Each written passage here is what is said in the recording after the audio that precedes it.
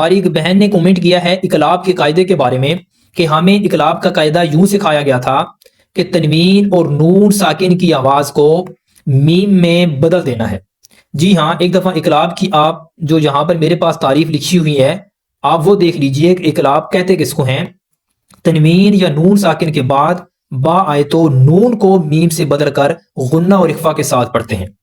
قاعدہ کیا ہے؟ تنوین اور نون ساکن کے بعد جب با آئے گا تو وہاں پر اقلاب کا قاعدہ اپلائی ہوگا، تو وہاں پر ہم نے نون کی آواز کو ختم کرنا ہے اور میم کی آواز کو لگانا ہے۔ اب یہاں پر پہلا حرف آسان ہے، نون ساکن کا قاعدہ تو آپ دوستوں کو آسانی سے سمجھ آئے گا۔ تنوین پر میں آپ کو انشاءاللہ تھوڑا سا بتانے کی کوشش کروں گا۔ دل سے دعا ہے اللہ تعالیٰ مجھ سمیت ہم سب کو صحیح معنوں میں قرآن پاک کو سمجھنے کی توفیق نصیب فرمائے۔ اچھا، یہاں پر جو نون ساکن کے بعد میم لگانا ہے کب لگے گا؟ نون ساکن کے بعد با ہے تو یہاں پہ ہم نے میم لگایا، کیوں؟ اقلاب کا قاعدہ یہاں اپلائی ہوگا۔ مم باخیلا، یہاں پر اس میم کو اس میم کے ساتھ ملائیں گے، نون نہیں پڑھا جائے گا۔ اب یہاں پر یہ سیم ہے، یہ سیم ہے، اور یہاں پر تھوڑا ڈیفرنٹ ہے کیونکہ نون ساکن درمیان میں آ رہا ہے۔ نون ساکن کے بعد با آیا تو یہاں پر اس نون ساکن کی آواز کو میم میں تبدیل کرنا ہے۔ بِذَنبِهِمْ، یہاں پر تو کلیئر ہو گیا، ٹھیک ہے، نون ساکن آپ دوستوں کو آسانی سے سمجھ آ گیا۔ لیکن اب تنوین کی بات دیکھ لیں کہ تنوین کے اندر ایک نون چھپا ہوتا ہے۔ کوئی بھی آپ تنوین والا حرف اٹھائیں تو وہاں پر تنوین کے اندر ایک نون چھپا ہوتا ہے۔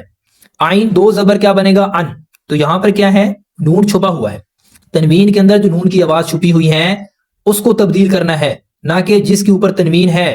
یہاں پر عین ہے تو عین پڑھا جائے گا، تو تنوین کے اندر جو نون کی آواز چھپی ہوئی ہے اس کی جگہ ہم نے میم لگانا ہے۔ یہاں پر عین کو میم سے ملایا۔ ایک اور مثال دیکھ لیں، یہاں پر میم ہے، میم کے نیچے دو زیر کی تنوین ہے، تو یہاں پر میم دو زیر کیا بنے گا؟ من، تو نون کی آواز یہاں پر ہے نا، چھپی ہوئی ہے، تو یہاں نون کی آواز کی جگہ ہم نے میم کو لگانا ہے، جیسے میم۔ اب میم کو ہم نے میم سے ملایا، یعنی کہ نون کی آواز ہم نے یہاں پر نہیں پڑھی۔ ایک اور مثال دیکھ لیں، یہاں پر را کے اوپر دو پیش ہے، را دو پیش رن، یہاں پر نون کی آواز چھپی ہوئی ہے، تو اس نون کی جگہ جو آواز تنوین کے اندر چھپی ہوئی ہے اس کی جگہ ہم نے میم کو لگانا ہے۔ کیسے؟ خبیرم بما تعملون۔ امید ہے کہ یہاں تک آپ کو سمجھ آ چکا ہوگا۔ لیکن اب نون کے اوپر جو تنوین ہے اس میں آپ دوستوں کو بہت زیادہ سمجھنے میں پریشانی ہو رہی ہے۔ یہاں پر سورۃ محمد ہے اور آیت نمبر یہ آیت نمبر 4 ہے، یہاں پر نون کے اوپر تنوین ہے۔